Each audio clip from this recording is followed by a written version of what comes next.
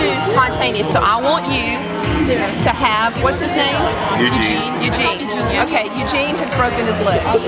He's just discovered he has no legs.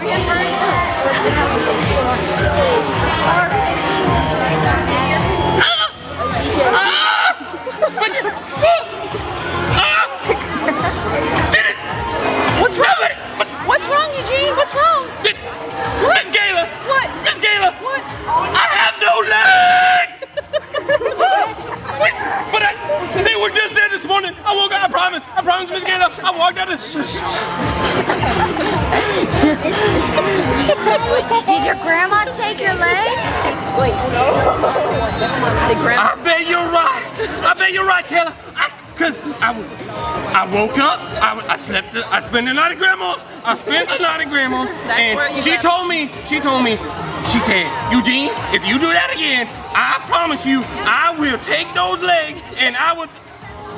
Oh, she said she was gonna throw them in the trash can. I'll be right back, Miss Gayla. I gotta go check grandma's trash can. And that is Erik. That's Erik.